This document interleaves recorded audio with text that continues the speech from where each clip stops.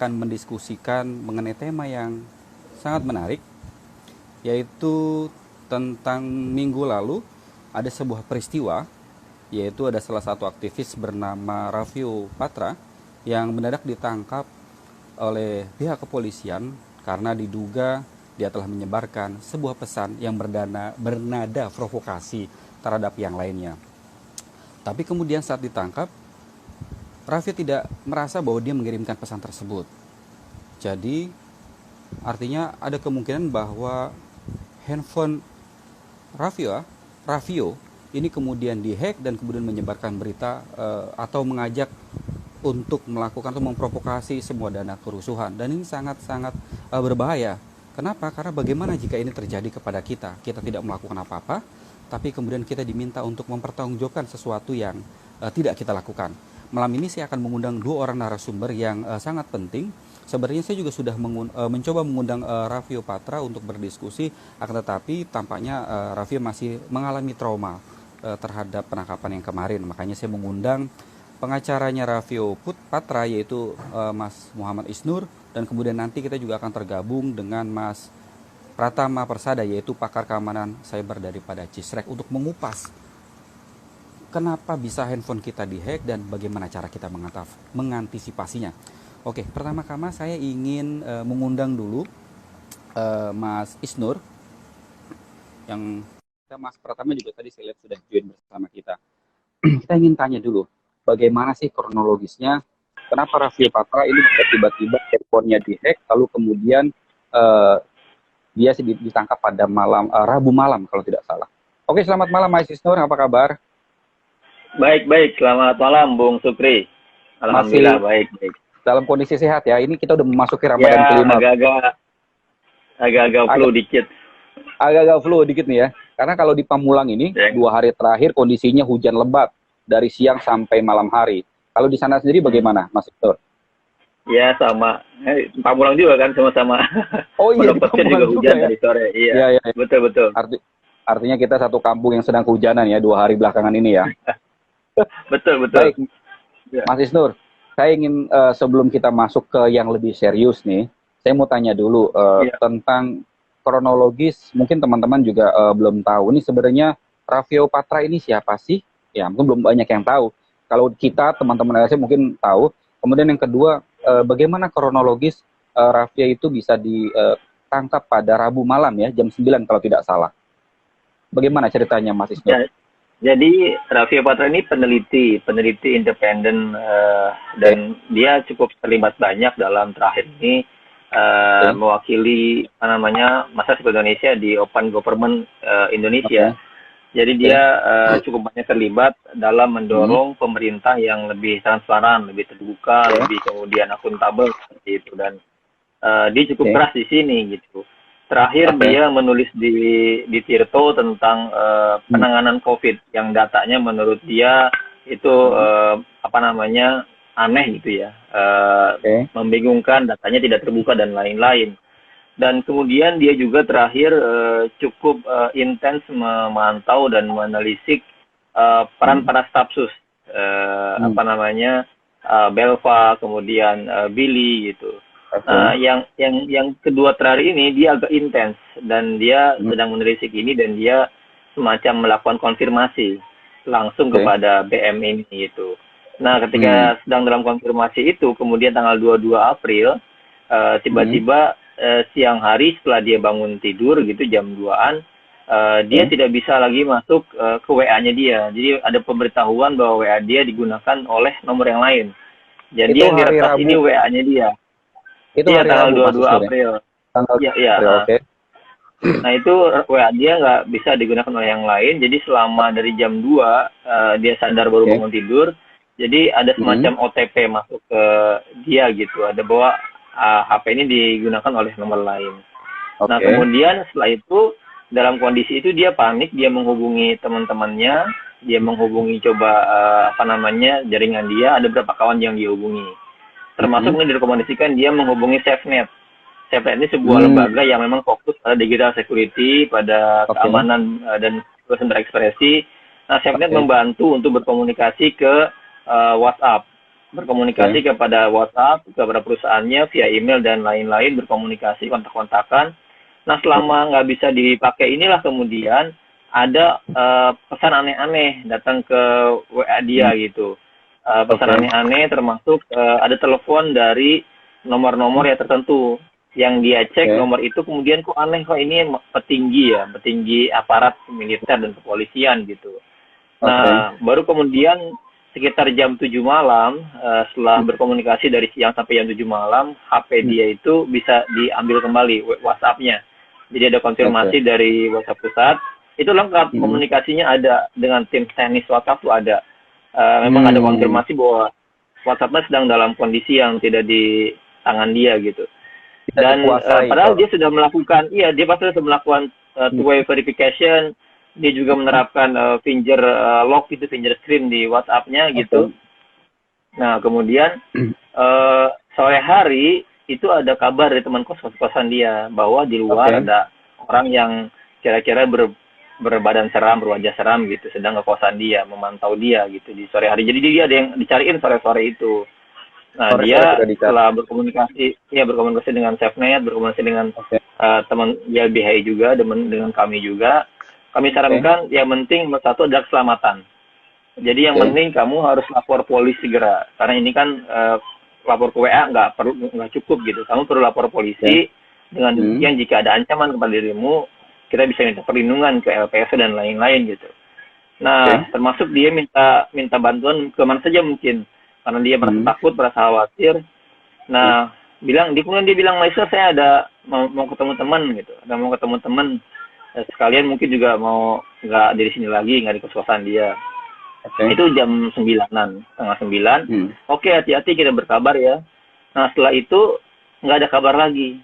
Jadi saya hubungi, saya kontak, nggak ada kabar. Kabar-kabarnya baru besok siangnya. Besok siangnya baru ada kabar, dia ditangkap di Polda Metro gitu. Nah, ini sebelum Anda lanjutkan, tadi saya ingin kembali ke cerita bahwa jam 2 siang WhatsApp-nya sudah tidak bisa diakses. Nah, kemudian aktif kembali jam berapa tadi? Jadi ada pemberitahuan bahwa HP-nya digunakan oleh orang lain gitu, seperti itu. Itu kemudian bisa dikuasai kembali WhatsApp-nya jam berapa, Mas Isnur? Dari jam 2 itu, jadi dia dari pagi itu jam 8 sampai jam 12 itu dia tidur. Jadi dia baru bangun sekitar jam 1, setengah 2-an. Jadi dia baru sadar akan HP-nya dia setelah dia bangun jam 2 siang itu, gitu, seperti itu.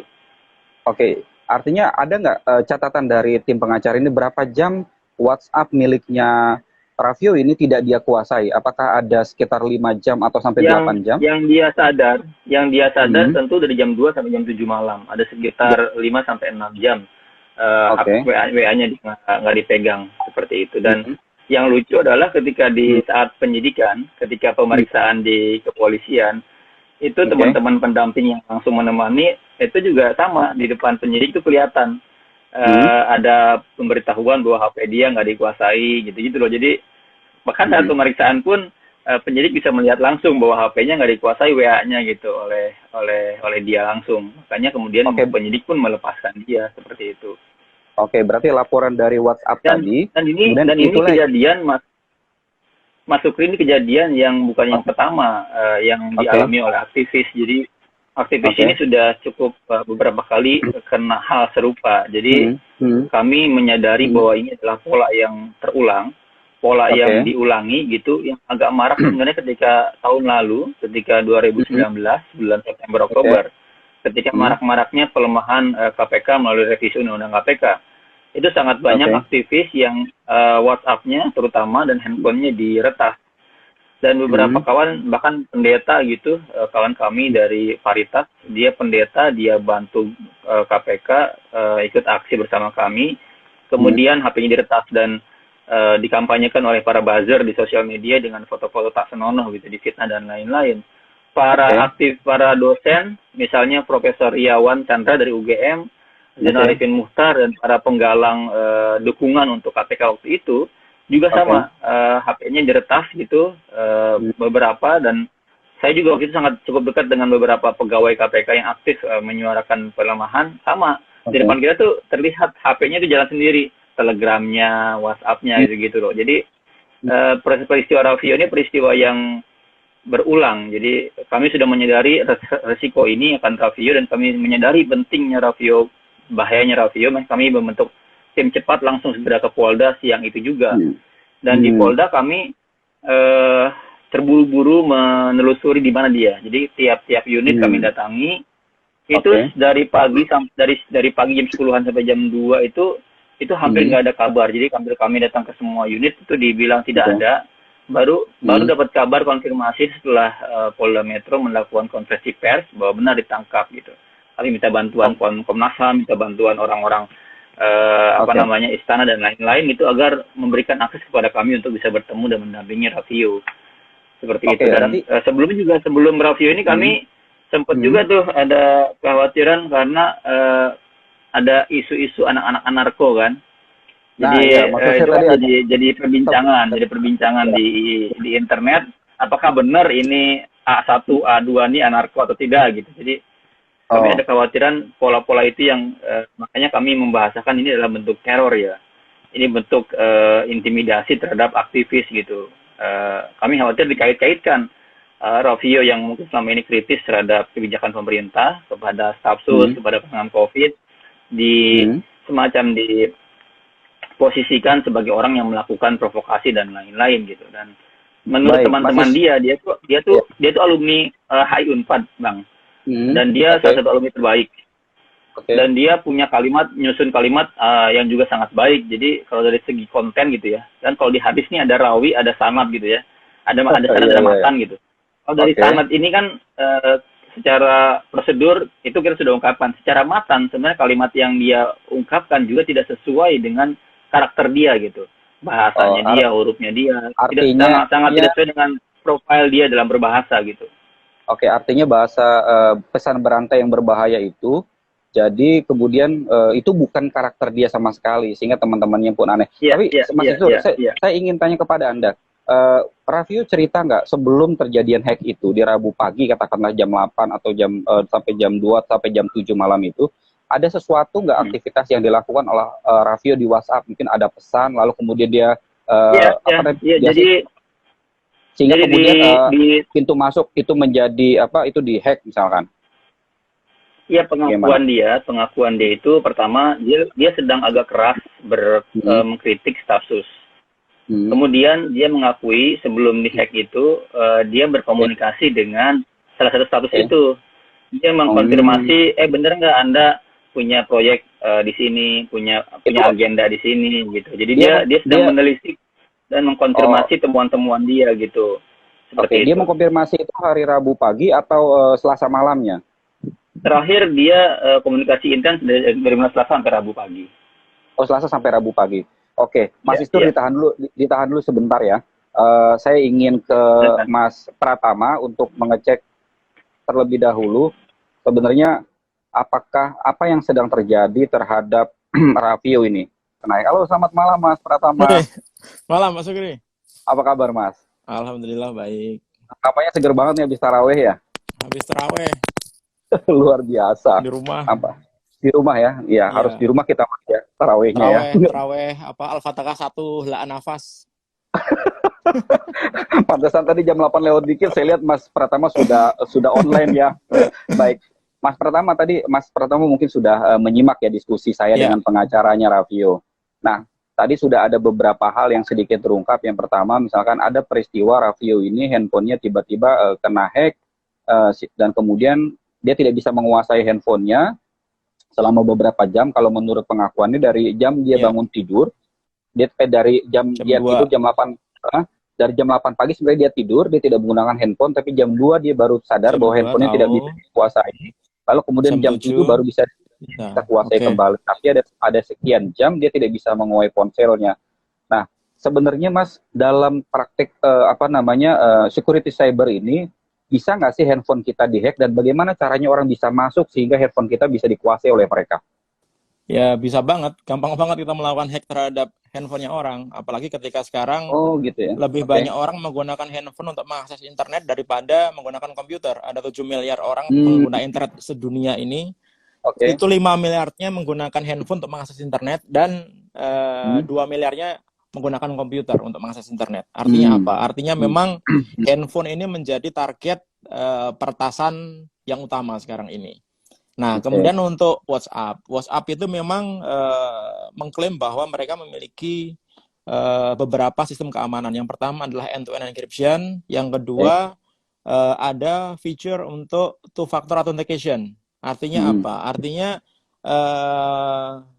diberikan fasilitas oleh WhatsApp ini untuk membuat PIN yang akan diminta secara random oleh WhatsApp untuk kita masukkan PIN yang kita buat. Atau ketika kita memindahkan device ke device lain, memindahkan akun kita ke device lain, itu meminta PIN. Nah, sebenarnya yang cukup harus diwaspadai di sini adalah apakah si Ravio ini benar-benar sudah mengaktifkan two-factor authentication. Kenapa? Karena two-factor authentication itu hanya bisa diketahui oleh kita sendiri gitu. Jadi walaupun misalkan terjadi pengambil alihan akun, misalkan pun ternyata SIM card-nya di-cloning, ketika orang itu mau mengalihkan akunnya ke handphone lain, pasti akan diminta two-factor authentication. Sehingga harus memasukkan PIN yang di-create oleh si pemilik asli akun WA ini. Kalaupun dia memiliki SIM card-nya, kemudian dia bisa tahu kode OTP-nya, tetapi dia tidak tahu PIN untuk two-factor authentication-nya, nggak akan bisa sebenarnya. Oke, artinya tidak mungkin handphone atau WhatsApp kita dihack tanpa kemudian ada sesuatu langkah yang kita lakukan, atau apakah itu sadar atau tidak kita lakukan, seperti itu Mas Pratama? Begini, jadi ada beberapa level sebenarnya kalau kita lihat bagaimana cara melakukan hacking terhadap akun WA. Di sini kita berbicara akun WA walaupun banyak akun-akun yang lain ya.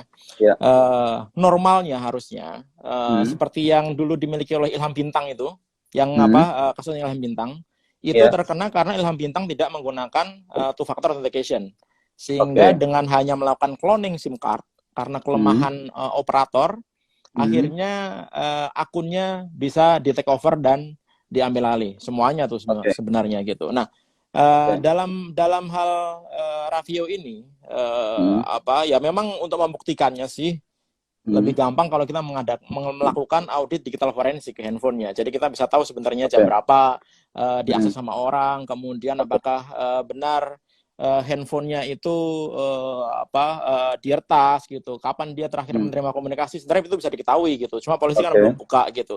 Jadi ada beberapa teori lah di sinilah gitu. Kalaupun misalkan ternyata memang di take over akun WA-nya Ravio, di take over oleh orang, berarti orang ini memiliki full akses terhadap handphonenya Ravio.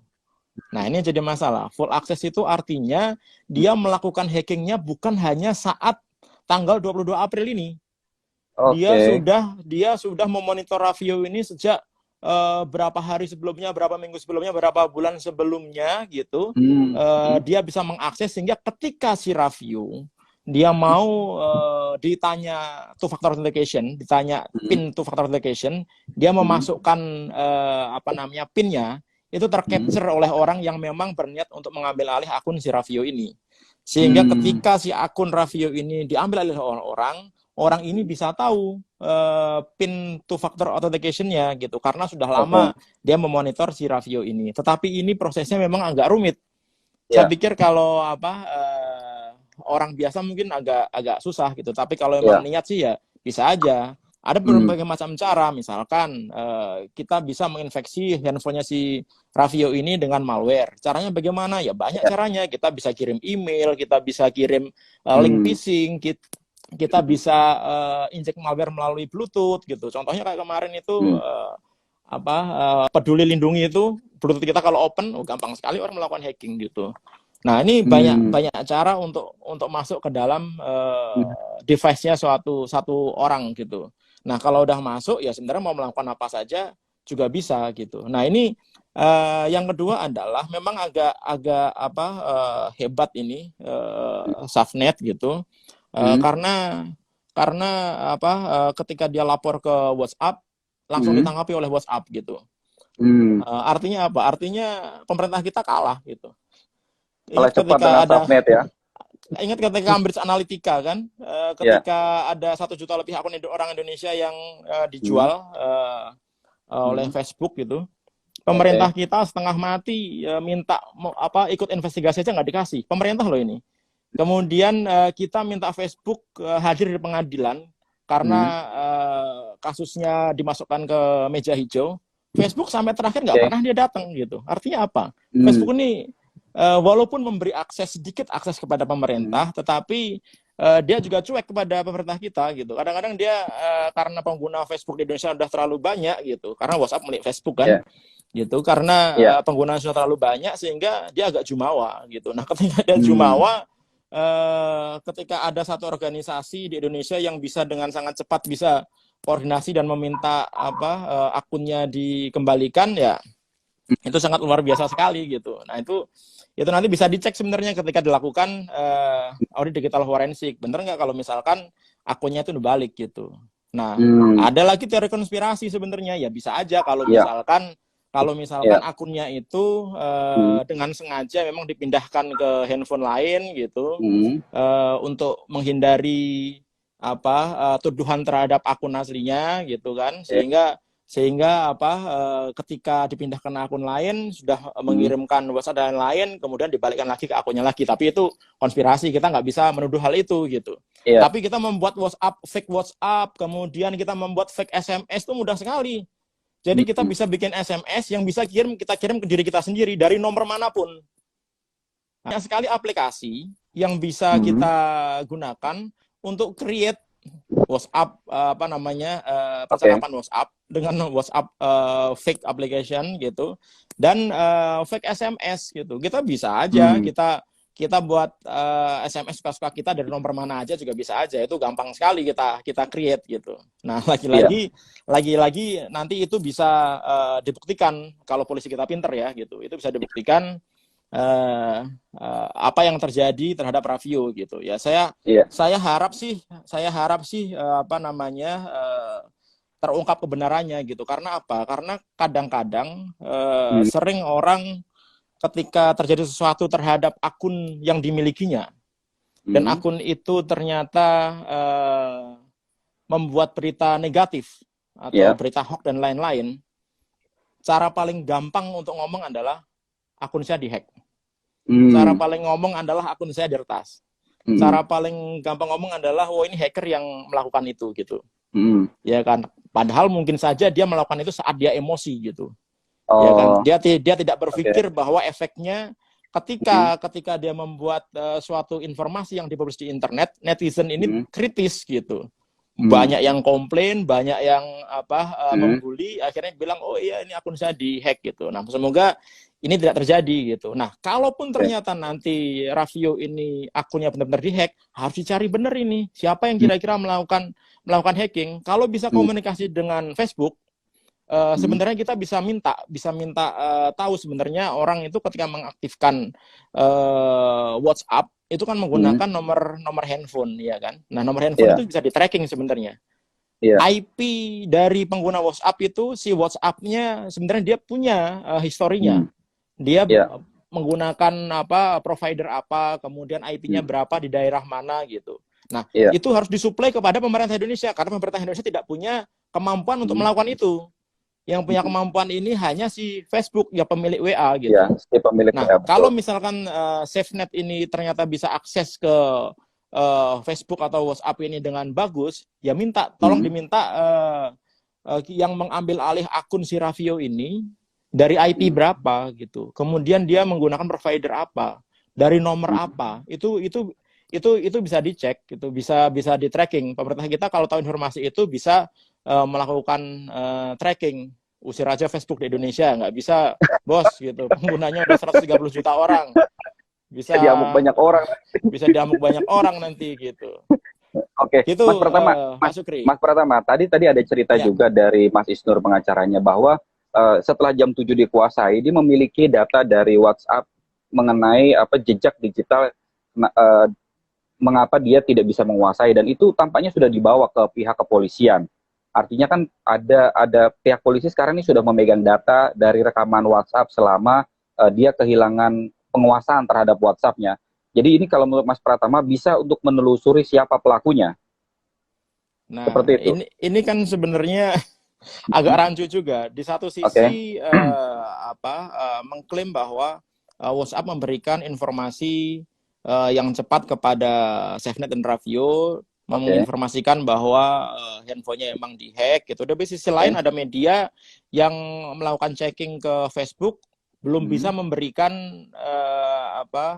keterangan karena memang ini butuh proses gitu. Jadi nanti akan dicek nih sama Facebook sebelum dia bilang oh ya udah akunnya dihack gitu. Itu butuh proses. Karena apa? Butuh proses. Harus diketahui benar siapa pemilik akun ini gitu. Karena bisa aja orang ngaku-ngaku kan. Saya misalkan nih saya pengen ngambil alih akunnya Pak Jokowi gitu. Saya bilang, "Oh, akun saya nih punya Pak Jokowi. Namanya Jokowi diambil alih sama orang, tolong balikin ke HP nomor saya dong," gitu. Kan nggak bisa semudah itu. Facebook kan bukan orang bodoh. Mereka tim-tim IT-nya, kemudian tim security-nya itu nggak bodoh gitu. Mereka pasti akan melakukan investigasi. Dan pengguna Facebook di Indonesia ini hampir 1 miliar lebih gitu. Butuh waktu untuk mencari histori terhadap satu akun gitu. Dan apakah akun ini memang benar-benar penting gitu. Nah, itu juga dilihat juga sama Facebook gitu. Kalau cuma akun-akun biasa aja mungkin harusnya mungkin dicuekin aja gitu. Ya pemerintah kita aja dicuekin. Misalkan kita mau melakukan take down terhadap si penyebar hoax gitu. Ngomong sama Facebook, belum tentu ngomong hari ini besok ditindaklanjuti oleh Facebook. Bisa aja 2 hari, bisa 3 hari, bisa seminggu, atau bukan dicuekin gitu. Ya kan? Karena memang butuh waktu. Nah, ini juga perlu dicek benar gitu. Karena apa? Karena memang ketika two-factor authentication ini sudah diterapkan, agak susah bagi hackers gitu untuk mengambil alih akun WhatsApp-nya orang begitu. Nah, ketika ternyata memang diterapkan dan ternyata memang ini dilakukan di hack gitu, diambil alih orang lain gitu, tidak bertanggung jawab.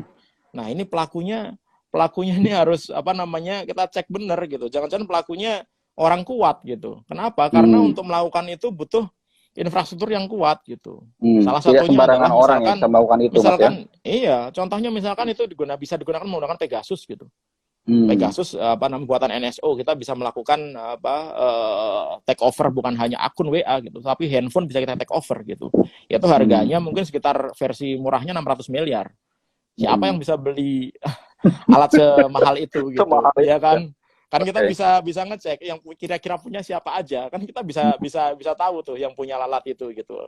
Ya kan? Nah, ini kalau sampai memang ternyata si Ravio ini handphonenya di take over misalkan oleh orang tidak bertanggung jawab gitu, dan orang ini ternyata adalah orang-orang besar yang merasa mungkin terganggu oleh cuitannya atau omongannya Ravio ini. Nah, ini bisa jadi skandal tuh nanti tuh. Kita bisa cek juga tuh. Jangan-jangan kebebasan kita untuk mengumumkan pendapat udah mulai diberangus di Indonesia ini kan kayak gitu. Siap.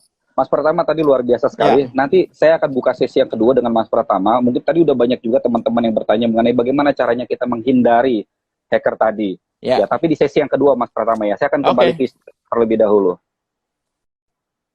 Jadi ada beberapa skenario yang mungkin atau beberapa teori yang dikemukakan oleh Mas Pratama kemungkinannya hacker terhadap Ravio. Tapi mungkin juga ada beberapa hal yang mungkin perlu dijelaskan juga oleh Mas Isnur mewakili Ravio tadi.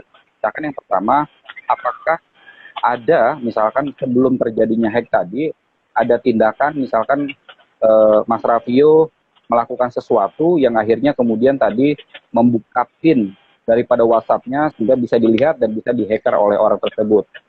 Ada nggak Mas informasi seperti itu?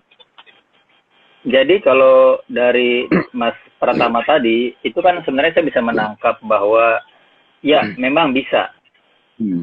Tapi dilakukan oleh orang yang punya infrastruktur yang kuat. Nah, ini kode sebenarnya. Ini kode dari Mas Pratama, dan itu sebenarnya satu yang juga dalam benak kami. Satu yang dalam bayangan kami. Jadi oleh infrastruktur yang kuat, yang punya full access. Yang bisa bahkan dia meminta misalnya perusahaan telekomunikasi dan lain-lain, itu kode sebenarnya yang secara apa namanya terbuka Mas Pratama nggak mau sampaikan sebenarnya. Tapi itu juga temuan-temuan kami. Jadi pertasan-pertasan ini kan sebenarnya yang diterima oleh aktivis ketika berbenturan dengan urusan-urusan hal yang sangat sensitif. Ya kan, misalnya tadi saya sampaikan bukan hanya Raffio, Pak Aryawan Chandra misalnya, profesor di UGM, Zainal Arifin Muchtar waktu itu, dan kawan-kawan para dosen yang lain. Waktu itu kita masih ingat, dia menusuk ke jantung kesalahan pemerintah saat revisi Undang-Undang KPK gitu. Itu jelas apa namanya menghunjam siapa yang mereka permasalahkan gitu. Terus kemarin berbarengan dengan Raffio ada Merah Johansa. Ada Ketua BEM UI, Fajar, itu juga sama. Dia memberikan apa namanya bukti-bukti bahwa handphone dia sedang dicoba untuk dimasuki dan lain-lain gitu. Jadi itu resiko yang memang sudah berulang kali. Ini yang kami lihat, kami pantau kok seperti ini Indonesia keamanannya. Dan Mas Pratama tadi bilang bahwa ada celah. Ada celah yang selama ini dijadikan pintu masuk. Apa itu? Adalah lemahnya proteksi dari perusahaan telekomunikasi. Karena kan sebenarnya IP address kita nggak dimiliki oleh kita. Ini kan dimiliki oleh siapa? Gitu. Itu menurut saya keren sekali masukan dari Mas Pratama sesuai dengan analisa para digital security yang kami konsultasikan gitu.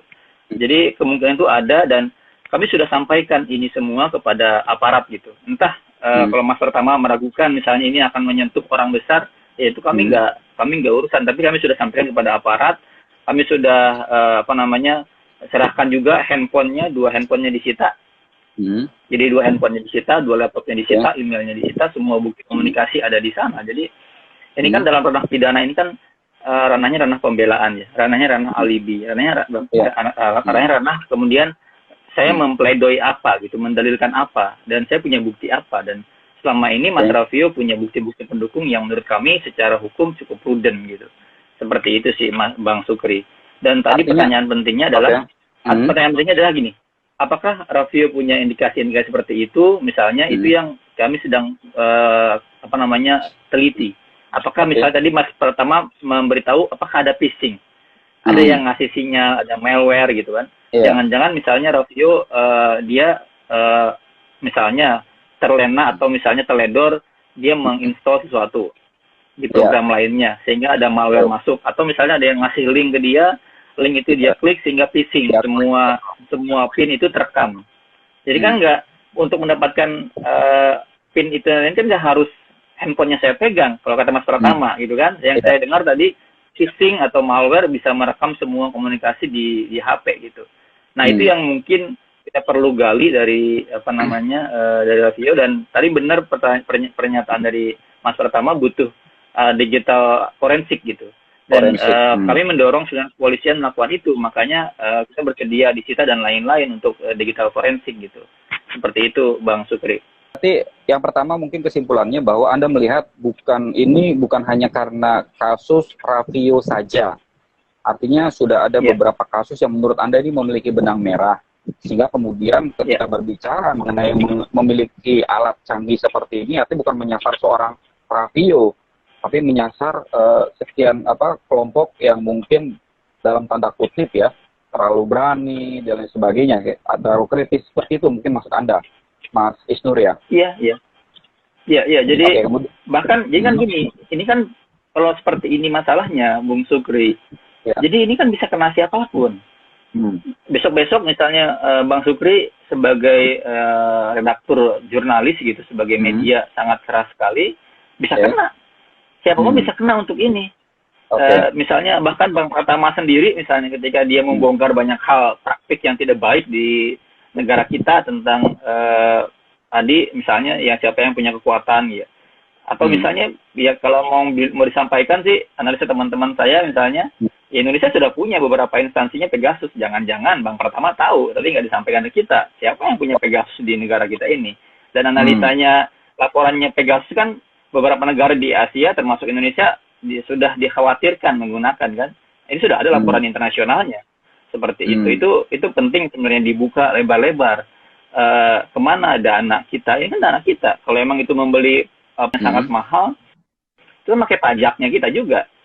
Penting sebenarnya pengawasan secara audit ya kenegaraan gitu terhadap lembaga-lembaga yang punya kemampuan ini seperti itu.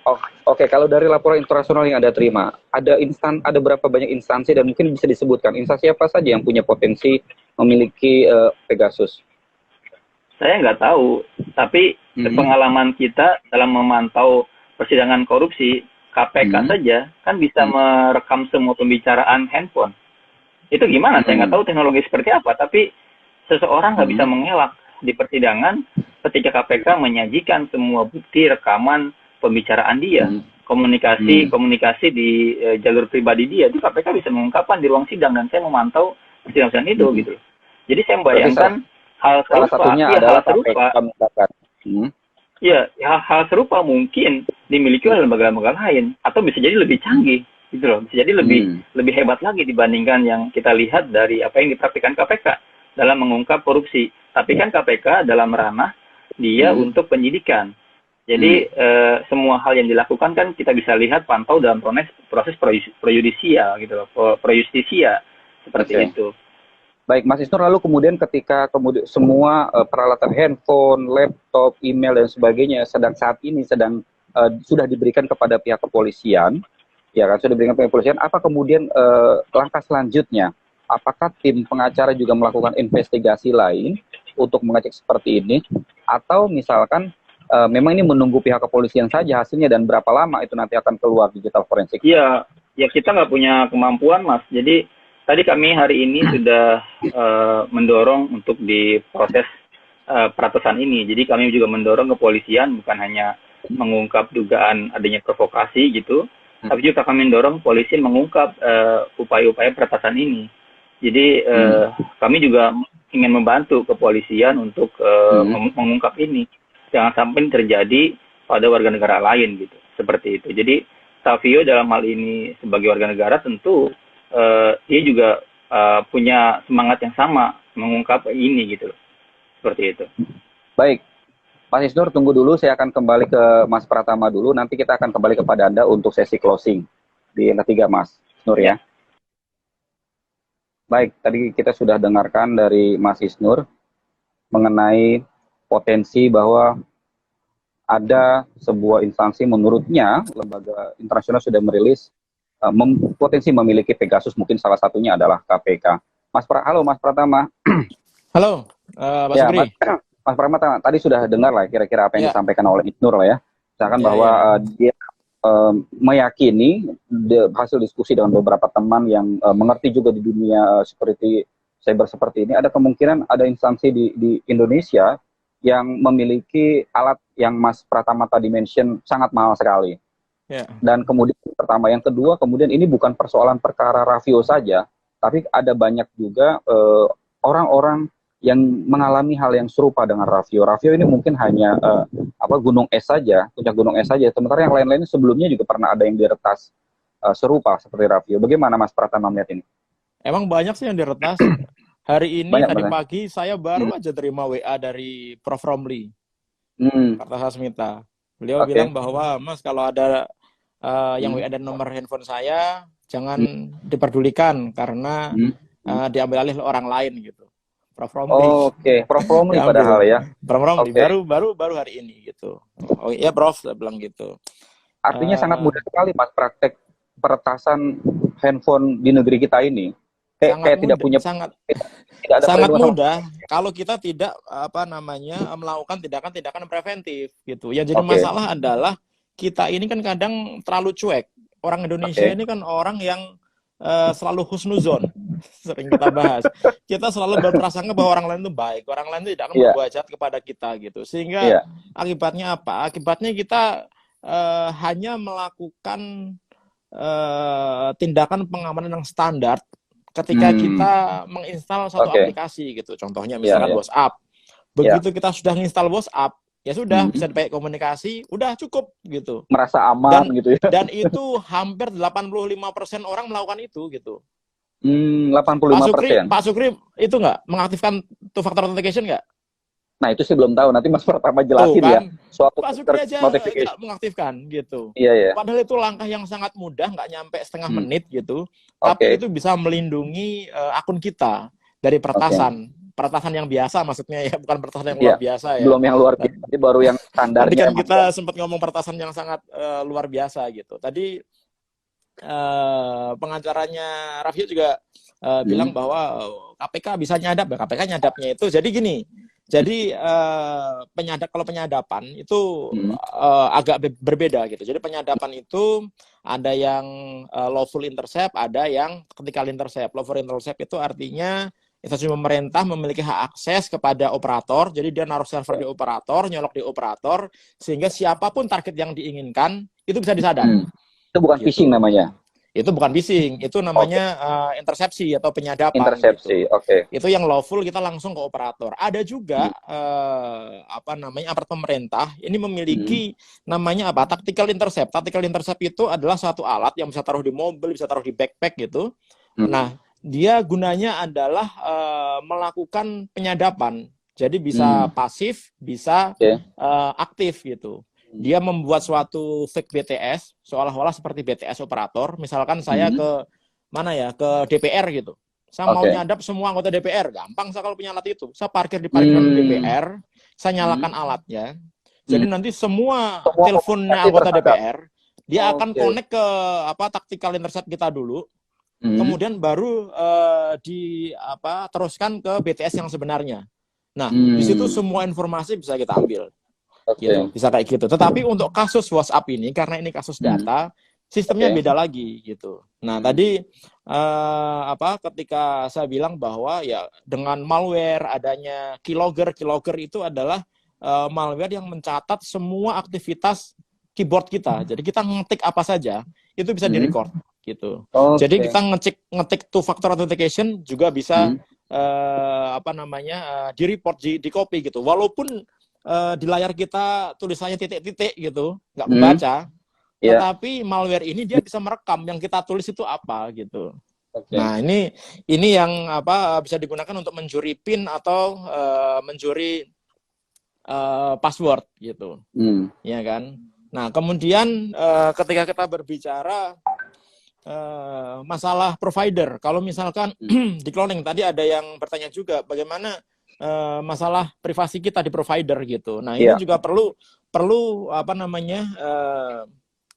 dilakukan menurut saya audit juga. Provider kita ini kan saya nggak tahu nih yang audit siapa nih, apa Kominfo gitu. Saya nggak tahu apa Kominfo punya kemampuan untuk melakukan audit ke sana gitu. Karena yang diaudit biasanya frekuensi dan lain-lain gitu.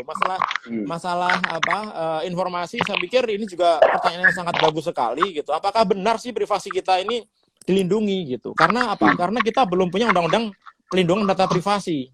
Sekarang ini untuk mengaktifkan SIM card, kita membutuhkan apa? Kita membutuhkan nomor NIK dan nomor KK, ya kan? Nomor NIK dan KK itu akan diverifikasi ke Dukcapil. Yang jadi masalah adalah untuk mendapatkan NIK dan KK ini sangat mudah sekali saat ini. Gitu. Banyak yang jual di Facebook, di Instagram, di lain-lain, di mana-mana jual. Bahkan di Bogor kemarin ada yang jual 2 juta nomor aktif gitu. 2 juta akun bank, 2 juta nomor NIK dan KK itu cuma 500.000 perak, bayangkan. Gitu. Jadi nggak ada harganya kita gitu. Nah, kita kembalikan lagi ketika si pemilik layanan, terutama yang ada di Indonesia, contohnya provider gitu, menyimpan data privasi kita, harusnya mereka juga memperlakukan data kita ini dengan maksimal. Gitu ya kan.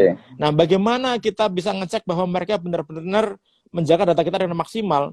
Dalam kasus telepon bintang aja, bayangkan dengan KTP palsu aja masa bisa orang membuat SIM card cloningan gitu. Masa nggak dicek isi KTP-nya, fotonya sama orang yang mengajukan itu, padahal katanya si operator ini sudah punya hubungan kerjasama dengan Dukcapil. Artinya apa? Bisa memiliki akses terhadap server EKTP. Kan bisa dicek, dicek gitu. Kemudian harusnya ada untuk membuat SIM card cloningan itu butuh verifikasi 5 nomor terakhir yang ditelepon gitu. Ya masa kalau nggak tahu tetap bisa diokein gitu. Nah ini kan agak aneh gitu. Sedangkan di luar juga selain itu untuk mengcloning SIM card juga sebenarnya kita juga gampang, diglodok banyak dijual. Di Bukalapak sekarang coba di search ya, cloning SIM card gitu. Banyak dijual, harganya cuma 150.000, bayangin aja. Gitu. Nah ini hal-hal yang bisa digunakan untuk sebenarnya untuk pengambil alihan akun gitu. Nah ini yang menurut saya harus diwaspadai gitu. Nah terus bagaimana cara kita mengamankan akun kita gitu. Nah ini saya pikir Pak Surya juga perlu mencatat nih yang saya omongin ini gitu. Walaupun nggak bisa, walaupun nggak 100% aman ya gitu. Langkah pertama adalah akses fisik terhadap handphone kita itu harus benar-benar kita amankan. Jangan akses sembarangan fisik. Handphone kita ini kalau dipinjam orang kita harus hati-hati gitu, ya kan? Bukan sama istri sendiri harus hati-hati gitu kan, banyak orang hati-hati sama istri aja gitu, sama orang enggak kan? Sama gitu. Orang aja. Nah, ini kita harus hati-hati. Bisa jadi handphone kita dotak-atik, dimasukin malware, klik link dan lain-lain. Karena sekarang untuk installing gampang kok, tinggal buka satu webnya itu sudah ada servisnya, kemudian kita klik udah keinstall malwarenya. Begitu udah keinstall, dia bisa melakukan apa saja tergantung malware kita perintahkan untuk apa, ya kan? Jadi yang pertama jangan mudah meminjamkan handphone kepada orang lain, kira-kira gitu. Atau jangan suka kadang-kadang gini, kalau kita rapat di kantornya orang gitu, ada kebijakan, handphonenya ditinggal, tolong ditinggal gitu, apalagi di kantor pemerintahan atau kantor intelijen gitu. Handphone ditinggal gitu kan. Gitu. Nah itu harus hati-hati gitu. Lebih baik nggak usah pakai bawa handphone kalau ke sana. Walaupun itu sudah pakai kode dan lain sebagainya, Mas. Loh, sekarang untuk nge-crack handphone ini gampang sekali. Mau bikin PIN kayak apa aja, mau pakai fingerprint kayak apa aja, mau seberapa panjang bikin PIN-nya, mau berapa rumitnya kita melakukan tetap bisa ditembus. Gampang sekali itu. Gitu. Artinya jangan mudah meminjamkan handphone pada orang lain. Banyak alat yang dijual gitu, yang bisa digunakan untuk melakukan peretasan terhadap handphone kita. Jangan dianggap bahwa ketika kita membuat PIN itu aman gitu. Walaupun sebenarnya kita harus membuat PIN yang aman gitu. Kan kita balik lagi akhirnya, kan alat itu ada levelnya. Ada yang harga murah, ada yang harga sedang, harga mahal gitu. Kalau harga murah kita bikin PIN yang gak rumit ya, mereka mungkin butuh waktu sehari 2 hari, handphone udah kita ambil lagi, belum selesai mereka kan gitu. Tapi dengan alat yang cukup canggih mungkin butuh waktu 5 menit saja gitu. Nah itu harus kita amankan. Yang pertama. Yang kedua adalah ini wajib hukumnya menggunakan two factor authentication gitu. Nah caranya adalah di WhatsApp kita itu ada namanya setting, pengaturan atau setting gitu. Kemudian ada akun, ada tab akun gitu. Kemudian di situ kelihatan ada two factor verification. Nah itu diaktifkan di situ. Buat PIN-nya. Yang lagi dengerin sekarang ini ada orang-orang dengerin ini segera bikin sekarang. Gitu. Untuk apa? Untuk menghindari supaya akun WhatsApp kita ini nggak bisa diambil alih oleh orang. Kenapa? Karena ketika orang tahu kode OTP-nya, tahu nomor kita, melakukan cloning terhadap nomor kita gitu. Ketika dia mau mengambil alih akun kita, dia harus memasukkan two factor authentication ini yang hanya ada di otak kita gitu, ya kan? Bukan ada di handphone kita. Nah, ketika ada di otak kita, secara standar harusnya orang nggak akan bisa ngerti gitu. Kecuali kalau kita bikinnya ya standar, kita bikinnya tanggal lahir kita gitu, tanggal lahir istri kita, tanggal lahir pacar kita, tanggal lahir yang mudah diingat gitu ya, jangan. Bikinnya nggak susah sedikit lah gitu. Ya kan? Nah, itu wajib hukumnya. Nah, kemudian yang ketiga adalah wajib mengganti secara rutin kode two factor authentication ini. Untuk apa? Contohnya si Raffio ini misalkan. Dia sudah dimonitor mungkin udah seminggu gitu. Kalaupun misalkan dia dimonitor selama seminggu. Selama seminggu ini dia menggunakan two factor authentication yang sama terus gitu. Atau mungkin di monitornya udah 2 bulan atau 3 bulan yang lalu gitu. Karena butuh waktu lama untuk monitor biar bisa tahu benar-benar karakter orang ini gitu, ya kan? Nah, ketika kita mengganti secara rutin, misalkan sebulan sekali gitu kita ganti. Nah, ketika orang mau ngambil alih akun kita, dia tahu kode two factor authentication kita yang lama. Ketika dia memasukkan, udah nggak valid lagi. Kenapa? Karena kita sudah mengganti. Baru. Kita udah ganti yang baru gitu. Jadi dia butuh mengawasi kita lagi gitu, ya kan?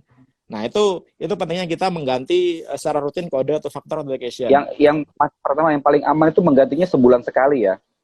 Ya kalau bisa sebulan sekali. Tapi kadang-kadang orang kan suka lupa, ya kan? Itu paling makanya ketika orang lupa akhirnya apa? Semua PIN sama. Semua kita punya banyak nomor rekening bank, semua PIN sama. Kita menggunakan handphone, semua passwordnya sama. Kita punya akun media sosial, semua email passwordnya sama kita gunakan. Nah itu menurut saya harus mulai kita pikirkan bahwa hati-hati bahwa kita ini juga menjadi target gitu. Apalagi ketika orang-orang itu seperti Raffio ya gitu ya, pasti banyak nggak senang juga gitu. Iya kan. Nah selanjutnya adalah mau saya terusin nggak nih biar silakan, biar Mas, lebih ini nih. Biar tuntas, Mas. Nah kemudian kita harus ngerti sering mengecek handphone kita. Kadang-kadang malware itu sangat pintar sekali, apalagi malware yang menggunakan sistem zero day exploit. Artinya apa? Malware yang masuk ke handphone kita tidak bisa dideteksi oleh antivirus kalau kita masang antivirus, ya kan? Tetapi kita bisa ngecek tanda-tandanya. Contohnya misalkan, tiba-tiba handphone kita nggak kita apa-apakan kok panas, gitu. Padahal handphonenya idle. Kenapa ini? Padahal nggak ada aplikasi yang berjalan di background di situ. Nah itu kita curiga, jangan-jangan di dalamnya ada aktivitas mengirimkan data-data kita, ya kan? Yang kedua, kok kita ini biasanya langganan 10 giga sebulan, tiba-tiba dalam seminggu pakai data kita sudah habis. Nah itu harus kita cek juga, padahal kita aktivitasnya biasa, tidak ada yang luar biasa. Nah berarti paket data kita ini digunakan oleh aplikasi yang tidak bertanggung jawab untuk mengirimkan data-data keluar, dan itu makan data kan? Nah itu harus kita cek gitu kan. Kita kan juga beli kita beli paket data kan pasti semuanya kan, kecuali kalau memang jiwanya jiwa kebebasan, artinya suka nyari free wifi yang bebas-bebas gitu ya, itu nggak mikirin data. Tapi kalau kita berpikir data, kita pasti akan tahu, oh kita beli 10 giga tiba-tiba kok habis gitu. Seminggu gitu ya. Gitu. Ya kan gitu. Nah, kemudian tadi seperti yang dikatakan oleh pengacaranya Raffio, katanya handphonenya ada aktivitas aneh. Nah, itu juga harus hati-hati. Tiba-tiba loh, kalau kita apa-apain kok ini Telegram jalan sendiri gitu. Kok tiba-tiba saya nggak buka aplikasi video, nggak buka aplikasi gambar, tahu-tahu kok terbuka sendiri galerinya gitu. Nah itu kita perlu hati-hati juga. Jangan-jangan ada yang mengontrol handphone kita ini gitu, ya kan? Nah kalau udah seperti itu ya kita harus cepat-cepat melakukan antisipasi dengan cara apa? Pertama kita install antivirus atau anti malware. Kita melakukan scanning, ya kan, deep scanning gitu. Kalau itu masih terjadi juga, artinya apa? Artinya malware atau virusnya itu sudah masuk ke dalam sistem core-nya operating system handphone kita. Nah, kalau seperti itu nggak akan bisa dihapus. Jadi walaupun kita menggunakan antivirus yang paling baru pun, kita update antivirus atau anti malware, nggak akan bisa menghilangkan malware yang ada di handphone kita. Caranya gimana? Ya mau nggak mau kita kalau mau susah sedikit ya kita format ulang pakai factory reset kan. Kita backup data-datanya, kemudian kita factory reset. Atau cara paling gampang amannya lagi ya dilem biru gitu. Dilempar ganti baru. Biru, iya. Gitu kan, gitu. Iya, gitu. Karena kadang-kadang malware ini ada yang jagoan sekali gitu. Dia bisa masuk ke dalam sistem core di handphone kita sehingga walaupun kita menginstal antivirus dan lain-lainnya tetap dia ada di handphone kita gitu. Nah, kemudian berikutnya adalah pasang antivirus untuk anti malware gitu. Untuk malware atau virus-virus yang biasa 95% bisa dicegah lah gitu. Malware bikinannya si A, si B, hacker A, hacker B bisa dicegah lah gitu.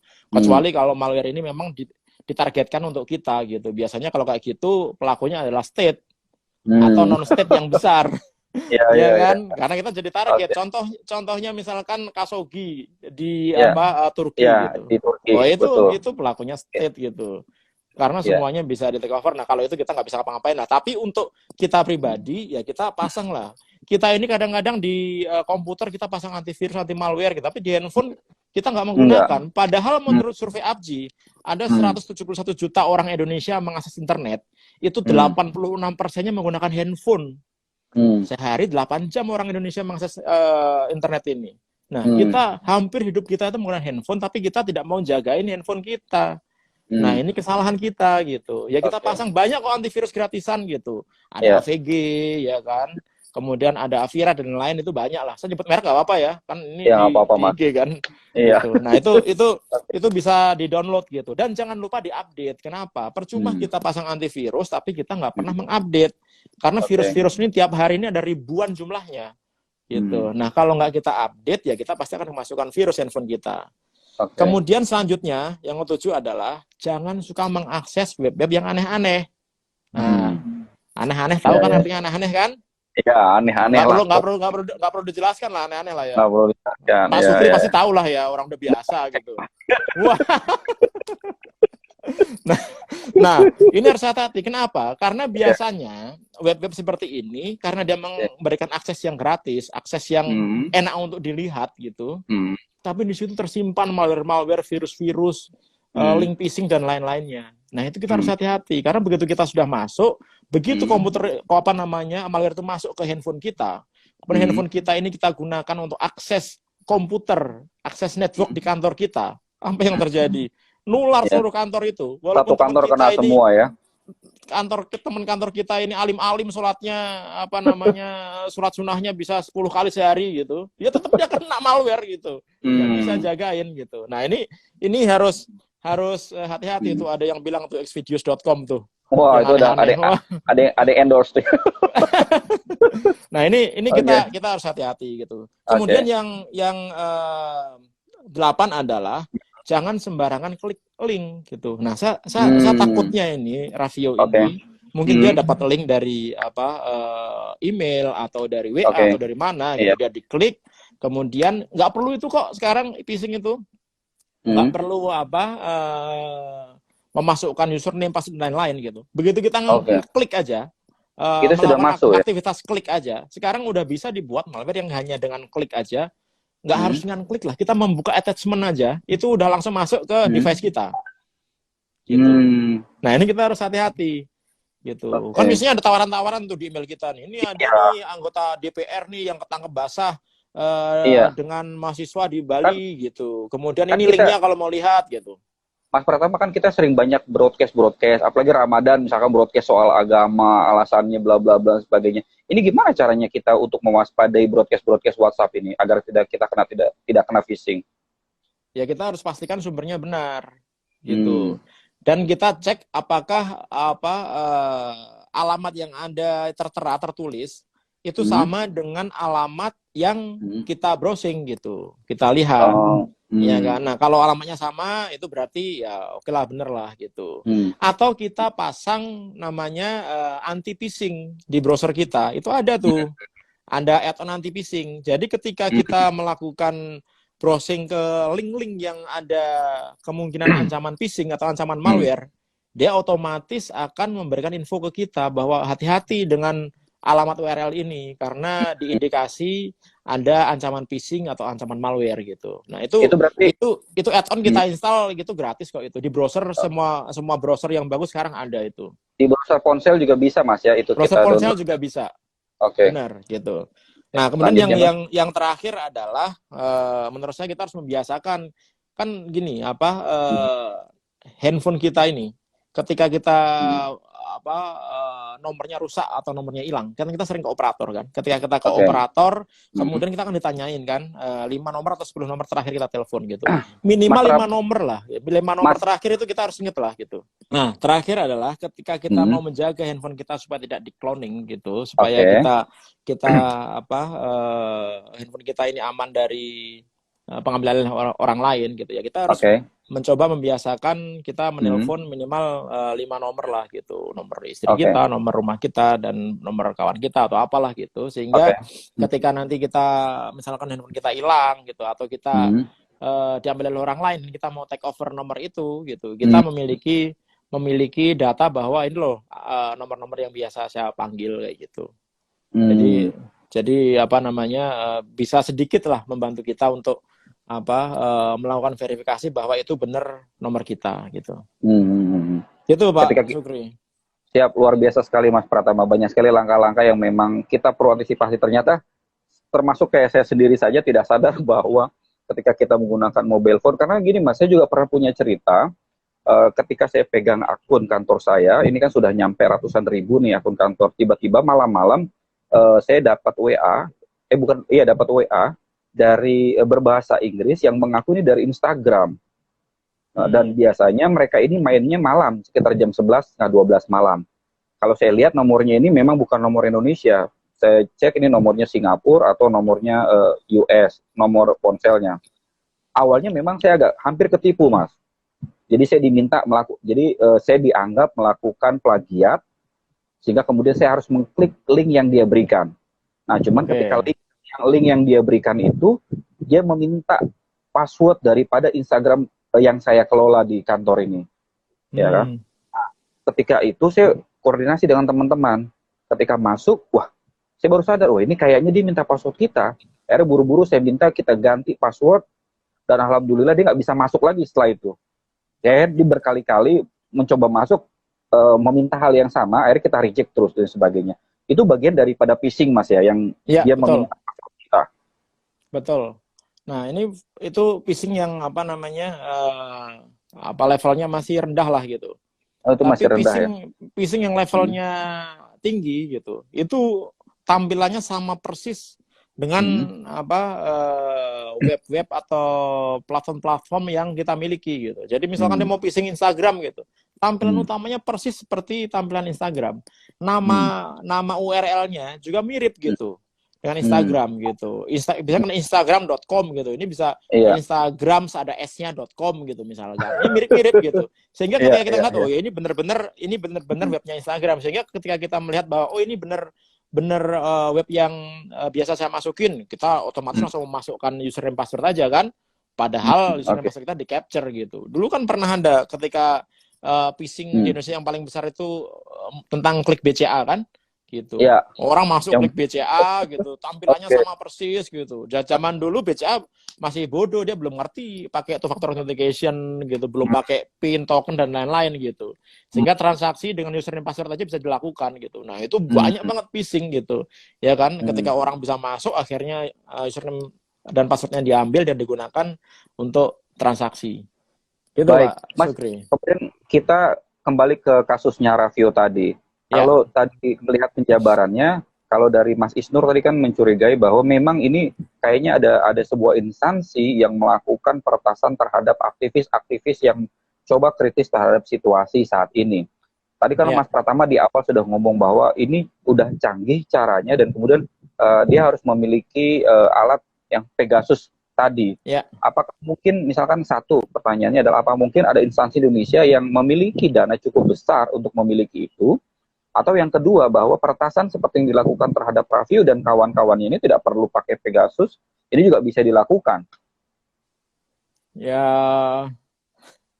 ngomongnya susah nih kalau kayak gini nih. Ntar saya dikejar-kejar kayak Raffio nanti kalau saya ngomong. Wah, tapi kan Mas Ratna lebih jago. Gini, jadi sebenarnya Pegasus ini kayak inilah. Kalau kita beli pisau di Carrefour lah gitu. Ya kan? Artinya apa? Ketika yang beli itu adalah koki, pisau ini bisa digunakan untuk memasak, kemudian bisa untuk hal-hal yang positif. Tapi ketika yang beli pisau ini adalah rampok, garong, begal gitu, itu digunakan untuk hal negatif. Pisaunya salah nggak pisaunya? Nggak salah. Carrefour-nya salah nggak Carrefour-nya? Ya nggak salah. Nah, kayak gitulah gitu. Nah, kalau misalkan ada institusi kita yang memiliki, menurut saya sih ya nggak apa-apa juga sebenarnya gitu. Asalkan memang itu digunakan untuk hal-hal yang memang untuk kepentingan negara. Kepentingan negara kan macam-macam gitu, ya kan. Misalkan bisa untuk membongkar jaringan terorisme di Indonesia gitu. Betul. Bisa untuk membongkar jaringan narkoba di Indonesia. Kan lucu di Indonesia ini udah berpuluh-puluh tahun bergelut dengan narkoba. Tapi 77% bandar itu, pergerakan itu dikontrol dari penjara. Kan lucu. Iya, luar biasa berarti. Masa nggak bisa dibongkar gitu, ya kan? Padahal banyak teknologi yang bisa digunakan di sana gitu. Iya. Kalau misalkan teknologi ini digunakan hal seperti ini, ya saya sih setuju aja gitu. Tapi ketika ini digunakan untuk misalkan memberangus suara-suara demokrasi dan lain, ya pasti kita nggak setuju. Kita kalau gitu demo bareng lah gitu, ya kan? Kita sebagai warga negara, kita dilindungi dengan undang-undang, masalah kebebasan kita untuk berpendapat, undang-undang dasar yang melindungi kita ini gitu, nggak main-main. Ya kan? Betul. Peraturan di atas segala peraturan gitu. Nah, ini menurut saya hak bagi warga negara untuk bisa bisa mengumumkan pendapat secara bebas, tapi dengan tata krama yang tertentu, etika tertentu orang Indonesia tentunya gitu. Nah, kembali lagi Pegasus ini, sebenarnya kalau cek di browsing, sebenarnya ada beberapa media asing yang membahas bahwa salah satu klien dari Pegasus ini adalah Indonesia gitu. Artinya apa? Memang ada institusi Indonesia yang memiliki teknologi ini. Nah, yang jadi masalah adalah siapanya, yaitu rumor, karena nggak mungkin mendeklir, oh saya memiliki Pegasus. Itu tidak mungkin sama sekali. Saya nggak mungkin gitu. Tapi sebenarnya kalau mau ngecek itu bisa ke BPK. Tanya ke BPK kan dia mengaudit seluruh anggaran pemerintahan kan. Nah, bisa tanya sama BPK tuh, BPK siapa tuh yang punya Pegasus, pasti ketahuan gitu. Tapi biasanya untuk urusan-urusan keamanan negara, intelijen dan lain-lainnya, banyak hal yang memang perlu dilindungi gitu informasinya. Nah, ini harus kita harus ngerti juga, pemerintah kita jangan terlalu suuzon sama pemerintah lah gitu. Pemerintah kita ini sebenarnya banyak baiknya gitu. Cuma karena ada beberapa yang jahat gitu, akhirnya kita samaratakan pemerintah ini banyak jahat gitu kan. Iya. Ya, contohnya tapi penggunaan Pegasus ini ada nggak sih, maksudnya aturannya yang mengatur bahwa penggunaan teknologi yang seperti ini tidak boleh dilakukan, misalkan seperti KPK tidak boleh, misalnya kalau dia tidak terindikasi melakukan kejahatan terhadap negara, dia tidak melakukan indikasi terhadap korupsi atau narkoba, ini tidak bisa disadap atau di-phishing atau di apapun lah kira-kira. Ya harusnya kayak gitu, aturan di atas kertas kan, untuk nyadap. Sekarang KPK butuh izin Dewan Pengawas gitu, untuk melakukan ini harus ada ini gitu ya. Tapi siapa yang mau ngaudit? Sekarang siapa berani ngaudit KPK? Ada nggak berani ngaudit KPK? Siapa yang dimonitor KPK? Siapa saja yang menjadi target KPK gitu? Ada nggak berani mengaudit? Nggak ada. Jadi nggak ketahuan sebenarnya teknologi itu digunakan untuk siapa saja. Sama seperti Pegasus. Siapa yang mengaudit Pegasus? Siapa yang mengaudit gitu? Teknologi ini digunakan untuk menyadap nomor mana aja gitu. Karena apa? Ini kalau kita berbicara masalah Pegasus, ini kita bergeser sedikit ya. Saya ceritakan sedikit. Ini adalah sistem yang menurut saya saat ini paling menakutkan gitu. Kenapa menakutkan?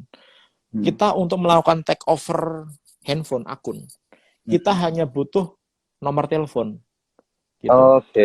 Kalau sistem-sistem terdahulu dimiliki, kita untuk melakukan, misalkan saya mau melakukan penyadapan terhadap handphonenya Pak Sukri gitu. Saya harus tahu dulu pertama, handphonenya apa? Platformnya iOS atau Android atau Linux dan lain-lain. Itu yang pertama, saya harus tahu dulu kan. Taunya gimana? Ya dengan social engineering, kita berteman, kita ngelihat, oh handphonenya Samsung, oh pasti Android pakainya gitu, kayak gitu. Yang kedua kita harus tahu versinya. Nah, versinya versi berapa gitu. Karena tidak bisa kita menyamaratakan karena kita mengakses ke core informasi di dalam handphone kita kan. Jadi kalau Androidnya versi 7, nggak bisa kita menggunakan malware yang di-create untuk Android versi 6. Jadi harus exactly ke versi 7 gitu. Artinya apa? Di situ ada keribetan lagi gitu. Kemudian ketika kita mau menginjek melalui browser gitu, kita harus tahu browser yang digunakan apa. Apakah browser yang digunakan itu adalah misalkan Chrome gitu, atau Samsung Internet atau Firefox gitu. Harus kita tahu gitu. Sehingga ketika dia melakukan proses clicking, browsing, melakukan aktivitas internet, kita bisa mengcapture gitu. Nah, banyak prosesnya di situ gitu. Jadi butuh proses yang cukup lama. Tapi dengan alat ini nggak perlu. Saya tahu Pak Sukri. Cuman butuh nomor handphonenya doang cukup bisa dapat. Begitu tahu nomor handphonenya, saya pasang sistem ini. Kemudian saya pasang targetnya handphone Pak Sukri. Handphone ini akan terus melakukan eksplorasi terhadap handphone Pak Sukri. Dengan silent call gitu. Dieksplorasi, masuknya menggunakan apa? Dari WA. Jadi WA itu sebenarnya juga ada kelemahannya. Dan itu sudah diakui WA. Dan sampai sekarang WA nggak tahu kelemahannya di mana. Sehingga Pegasus bisa tetap jalan. Gitu. Iya. Makanya sekarang WA ini, Facebook ini melakukan pelaporan tindakan hukum kepada si NSO, perusahaan Israel ini. Ya kan? Hari ini baru terdeteksi bahwa salah satu server yang digunakan oleh Pegasus itu ada di Amerika. Padahal kemarin si NSO mengklaim bahwa dia tidak melakukan aktivitasnya melalui negara Amerika. Nah, ini ada babak baru lagi, nanti masuk ke pengadilan lagi gitu. Artinya apa? Facebook, pemilik WA itu juga takut sama NSO gitu. Karena dia udah melakukan patching, dia udah melakukan updating aplikasi WA, dia udah melakukan apapun, tetap bisa dimasukin sama Pegasus ini gitu. Nah, makanya ini hal yang cukup menurut saya cukup mengerikan gitu. Karena apa? Karena setelah sistem ini masuk, malware dari Pegasus itu masuk ke handphone kita ini bisa dikontrol semuanya, nggak hanya WA. Yang katanya Telegram atau Signal yang menurut orang secure, aman. Apaan? Dengan Pegasus ini semuanya bisa kita ambil semuanya. Semua gambar, semua video, semua informasi hasil download. Kemudian mic-nya bisa kita kontrol dari jarak jauh gitu. Kemudian kameranya bisa kita akses dari jarak jauh gitu. Saya bisa tahu juga mic-nya bisa kita untuk merekam lingkungan sekitar gitu. Sehingga kita bisa tahu sebenarnya ketika Pak Suri ada di mana gitu. Kita bisa ngecek, Pak Suri lagi sama cewek nih gitu. Bisa kita cek nih gitu. Tanpa kita sadar, tanpa pemilik handphone ini sadar gitu. Kan bahaya itu. GPS-nya nih bisa kita tracking suka-suka kita gitu. Nah, ini yang menurut saya cukup bahaya dan sekarang belum ada antinya gitu, ya kan. Nah, itu ini ada yang pertanyaan tuh, Mas. Kenapa nggak Facebook beli Pegasus aja katanya? Ya Pegasus nggak mau lah. Contohnya misalkan Apple ini memberikan hadiah $1 juta untuk hackers yang bisa menemukan celah keamanan di iOS, di iPhone, ya kan? $1 juta. Tetapi ada perusahaan yang menawarkan $10 juta kalau bisa ngasih tahu bagaimana bisa masuk ke dalam iPhone. Ya orang pasti milih ke $10 juta daripada $1 juta. Ngapain? Ini kan urusannya sama duit gitu. Ini persoalan duit mana lebih banyak ya. Kalau NSO dibeli sama Facebook, NSO mau gitu. Ya dia nggak bisa jualan kemana-mana. Sedangkan dia jualnya bisa banyak. Contohnya tadi saya bilang, untuk versi murahnya aja 600 miliar gitu. Gimana versi full lengkapnya gitu. Bisa sampai 1 triliun lebih. Kalau yang beli satu negara beberapa institusi, ada berapa itu. Belum license-nya. Tiap tahun harus bayar license kan. Gitu. Belum ada update-update-nya. Ya mendingan kayak gitu. Daripada dibeli Facebook ya Mas ya. Iya. Nah itulah makanya si Facebook ini sampai sekarang ketar-ketir gitu. Nggak mungkin juga dia mau meng-create lagi programmingnya WhatsApp ini gitu. Nggak mungkin gitu. Ya kan mau nutup layanan nggak mungkin juga. Orang ini yang menguntungkan Facebook ya kan udah terlalu banyak penggunanya di seluruh dunia ini. Wah itu kan repot itu. Baik luar biasa gitu, Mas. Closing nih karena kita sudah 1 jam, hampir 2 jam kita berdiskusi. Kira-kira apa masukan Mas Pratama? Tadi kan sudah memberitahukan kita bagaimana kita mengantisipasi secara pribadi. Tapi kemudian ke depan mungkin, ya tentu warga negara juga kan tidak semua memiliki pemahaman yang tinggi seperti Mas Pratama. Tentu masyarakat dan warga juga butuh perlindungan dari negara agar aman, tidak kena phishing seperti ini. Ada nggak misalkan sebagai closing statement Anda, bagaimana negara harus apakah membuat undang-undang, apakah membuat sistem security yang kuat, agar masyarakat kita nih aman dari hal-hal yang seperti ini? Nah ini sebenarnya juga keprihatinan kita ini di Indonesia. Karena apa? Karena setiap ada masalah, selalu masyarakat kita yang disalahkan gitu. Ada fraud perbankan, salah transfer, yang disalahkan customernya gitu. Kemudian ada salah fintech, ada pinjol, yang disalahkan adalah masyarakat gitu. Nah ini menurut saya juga perlu diperbaiki gitu. Aturan sebenarnya di Indonesia sudah cukup bagus, walaupun kita belum punya undang-undang perlindungan data privasi gitu, tapi kita punya undang-undang ITE gitu. Ya lumayan lah gitu untuk melindungi masyarakat kita. Yang jadi masalah adalah penegakan hukum terhadap undang-undang ini kok kalau saya lihat sangat minim sekali gitu. Contohnya adalah kita ini setiap hari berkutat dengan hoax. Semua pejabat negara, presiden benci banget sama hoax gitu. Tapi ketika Anda produsen hoax, misalkan Muslim Cyber Army atau dulu Sarasen gitu, ya kan? ketahuan bahwa dia memang produsen hoax, terus diapain sampai sekarang? Nggak jelas kan? Yang ditangkap siapa Betul. aja?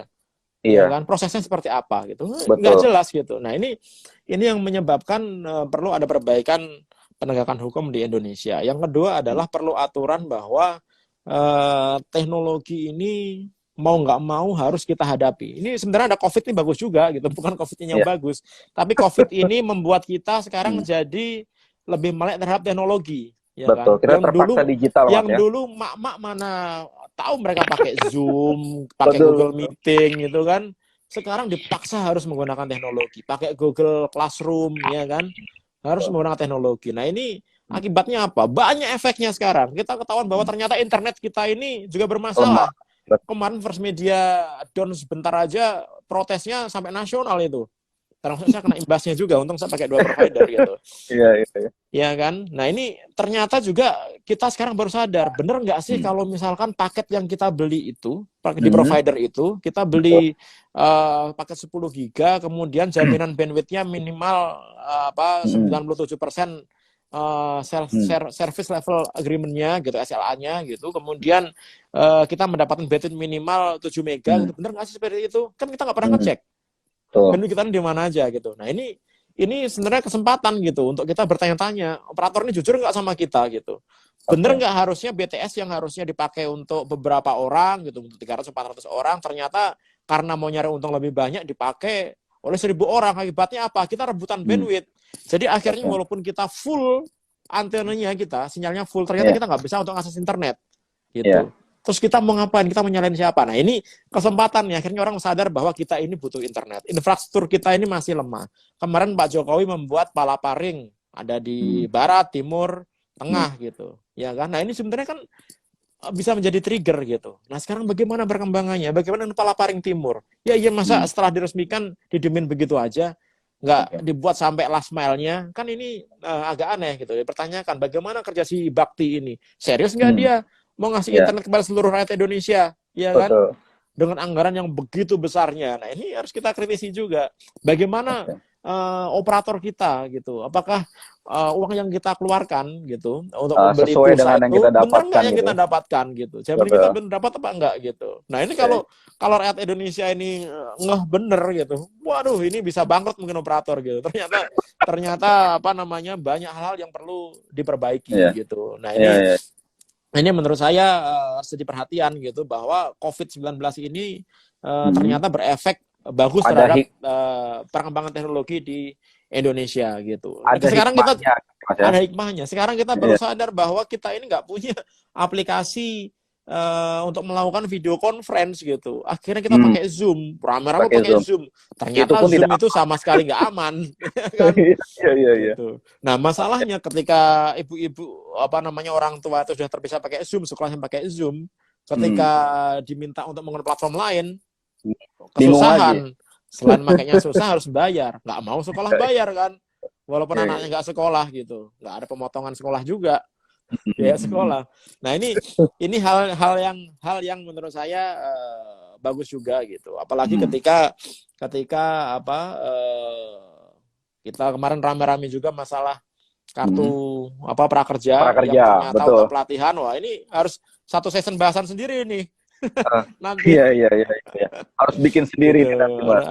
Harus bikin sendiri nih gitu. Bagaimana anggaran sebegitu banyaknya mau digunakan untuk beli video kan gitu. Gitu. Nah, tapi kembali lagi ke laptop gitu. Masalah Ravio ini menurut saya kalau sama-sama jujurnya saya pikir nggak akan ada masalah gitu. Sama-sama jujurnya gimana? Ya Ravio juga harus jujur bahwa memang benar-benar akunnya itu diretas gitu. Semua informasi diberikan dengan jujur, tidak ada rekayasa gitu kan. Sehingga ketahuan bahwa memang akunnya itu dihack gitu dan digunakan untuk penyebaran informasi provokasi gitu. Yang kedua yang jujur adalah aparat penegak hukum juga harus jujur. Ketika melakukan digital forensik, kemudian jujur dan menemukan kira-kira ada yang melakukan takeover gitu, dan mereka tahu ya harus jujur siapa yang melakukan ini gitu, ya harus dibuka dong gitu. Jangan hanya masyarakat aja yang jadi kalahan gitu. Ketika aparat pemerintah kita dengan teknologi yang mereka miliki gitu, karena polisi sekarang udah mulai bagus, mereka ada lab untuk digital forensik dan lain-lainnya gitu. Nah itu menurut saya juga nanti harus jujur juga, harus buka republik gitu. Kasus ini nggak hilang begitu saja, karena ini yang sebenarnya ini bukan hanya menyangkut si Raffio aja. Raffio ini hanya salah satu aja gitu, ya kan? Tapi ini bisa menyangkut seluruh masyarakat Indonesia gitu. Karena apa? Karena kita semua ini memang rawan untuk dieksploitasi gitu. Karena apa? Karena kita belum terlalu sadar terhadap bagaimana kita mengamankan informasi, bagaimana kita mengamankan diri kita dari serangan-serangan yang mungkin akan menyerang diri kita gitu. Kita ini nggak punya kemampuan gitu. Kita hanya sebagai user dan pemakai saja. Nah ini menurut saya perlu ada edukasi gitu, perlu adanya sejak dini digital literasi kepada anak-anak kita gitu, sehingga ketika mereka masuk ke dunia hutan rimba internet ini, yang selalu saya bilang internet itu 95%-nya adalah mudarat gitu, yang manfaatnya cuma ada 5%-nya gitu. Mereka sudah siap, anak-anak kita ini sudah siap gitu, ya kan? Sehingga sehingga kita bisa melakukan kehidupan di dunia maya ini sama enaknya seperti kita berkehidupan di dunia nyata, sama amannya ketika kita berkehidupan di dunia nyata. Gitu. Betul. Baik, Mas Pratama luar biasa sekali. Banyak informasi yang saya dapatkan, terutama mungkin juga teman-teman lain juga dapatkan, bagaimana caranya kita agar tetap aman di dunia digital.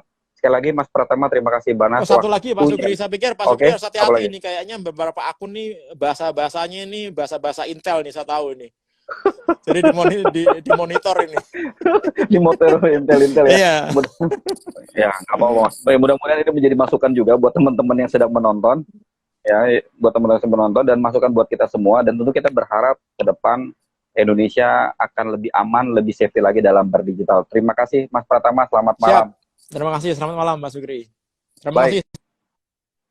Teman-teman, kita akan kembali ke Mas Isnur. Tadi sudah jelas panjang lebar sekali dijelaskan oleh Mas Pratama bagaimana tentang security cyber, tentunya ini menjadi catatan kita semua. Baik Mas Isnur, sorry tadi agak panjang kita berbicara dengan Mas Pratama ya. Oke, menarik kok. Saya sangat senang, saya sangat appreciate dan tertarik mengikuti penjelasan Mas Pratama. Jadi ya seperti Mas Pratama sampaikan, jadi sebenarnya kita hanya berpasrah pada Tuhan yang Maha Kuasa di tengah jagat internet ini, ya kan. Apalagi secara tersirat sebenarnya dia bilang, walaupun nggak jujur ya, secara terbuka gitu ya, sebenarnya sudah ada yang punya Pegasus, dan kemampuan Pegasus itu udah kayak sakti sekali. Dia bisa masuk mengoperasikan handphone, semua bisa kena, mau Signal, mau Telegram, mau WhatsApp, semua bisa dioperasikan dengan jarak jauh. Dalam artian, kalau saya baca-baca, itu di bulan Januari, Kominfo tuh sempat press con bareng sama Claire Devi, WhatsApp. Dan Kominfo sudah mengawasi juga, penggunaan Pegasus di Indonesia. Dan walaupun pihak WhatsApp-nya belum terbuka ya, bagaimana dampak Pegasus di Indonesia dalam artian, tapi Indonesia pemerintahnya, Kominfo dan BSSN itu sudah memantau ini. Jadi, dan kalau kita baca laporan internasional, yang disasar oleh Pegasus adalah pertama aktivis, yang kedua jurnalis. Nah, ini Bung Sukri ini potensial kena nih. Karena jurnalis menjadi target juga, karena dianggap membongkar banyak hal gitu lah. Dia adalah politisi, lawan politik. Tadi Bung Pratama mengingatkan kasus Jamal Khashoggi, bagaimana state melakukan operasi terhadap Jamal Khashoggi dan bisa dieksekusi dengan sangat mudah. Jadi saya bayangkan kasus Raffio ini adalah mikro case gitu ya, kasus contoh di balik besarnya buruknya tata kelola internet kita, buruknya perlindungan masyarakat kita, warga negara kita, dan ancaman-ancaman dalam bentuk teror, peretasan itu menjadi hal yang ternyata semakin terbuka nih dengan penjelasan Mas Pratama. Itu sangat mudah dilakukan, itu sangat biasa dilakukan. Tentu kita harus berhati-hati, semakin membuat kita sadar. Dan tentu yang punya risiko tinggi seperti Bang Sukri sebagai jurnalis gitu, tentu harus punya jangan saya terus lebih. Ya, ada Bang Latif Siregar yang lagi nonton. Hati-hati juga tuh Bang Latif. Nah, Bang Latif di sini ada nih, Bang Latif ya kan, kombur-kombur tuh sering bongkar-bongkar ya kan. Kalau dia sering lari, jadi dia sudah mengatasi diri untuk lebih sehat. Tapi terkait Raffio sudah dan kami sebagai tim penasihat hukum itu sudah bekerja sama, dalam artian kami sejak awal memang juga tentu tunduk dan patuh pada hukum di Indonesia. Makanya kami misalnya mengupayakan lapor polisi dan lain-lain gitu. Kami juga menggunakan mekanisme yang ada di Indonesia, Komnas HAM dan lain-lain gitu sebagai jalur untuk dalam rangka menagih janji negara untuk memproteksi warga negaranya, seperti yang dibilang oleh Mas Pratama dalam Undang-Undang Dasar 45 seperti itu. Dan jangan sampai review seperti ini terulang terjadi pada yang lain. Gitu. Jangan sampai ini kasus ada Fajar Adi BEM UI, Mas Johansa Ketua Jatam gitu ya. Sebelumnya Pak Dewan Chandra di UGM terjadi lagi gitu. Maka penting tadi yang dibilang Mas Pratama jujur. Ayo kita bareng-bareng kita buka auditnya. Gitu loh. Kalau misalnya Raffio dan kawan-kawan siap memberikan, bahkan sudah disita handphonenya, sudah diberikan laptop dan lain-lainnya ke polisi, sekarang bagaimana? Bagaimana audit yang dimaksud oleh Mas Pratama tadi? Gitu. Ayo kita buka dong. Siapa yang punya, siapa yang menggunakan gitu loh. Harus diawasi semuanya dong, seperti itu. Jangan sampai mungkin tadi ya pisau itu niatnya baik itu oleh koki, tapi digunakan justru dicuri, dipakai oleh orang-orang yang nggak tepat ya, oleh oknum-oknum yang justru dipakai untuk niatnya tidak baik. Demikian Bung Supri, terima kasih atas undangan dan perhatian dari rekan-rekan semua. Baik, terima kasih Mas Isnur atas waktunya. Tentunya kita berharap kasus Raffio ini tidak berhenti sampai di sini. Kasus Raffio ini bisa kita jadikan sebagai sebuah momentum hikmah, kira-kira gitu ya, di balik kasus Raffio ini, sehingga kemudian kontrol kita, kritik kita, pengawasan kita terhadap aparatur negara yang memiliki kewenangan, kekuasaan untuk melakukan pengawasan, penyadapan, dan sebagainya, agar lebih berhati-hati. Tentu saja kita harus diikat dengan undang-undang, aturan, dan lain sebagainya. Agar tadi kesimpulan Mas Pratama saya angkat lagi, agar ke depan kita tidak hanya merasa aman hidup di dunia nyata, tapi kita juga merasa aman hidup di dunia maya.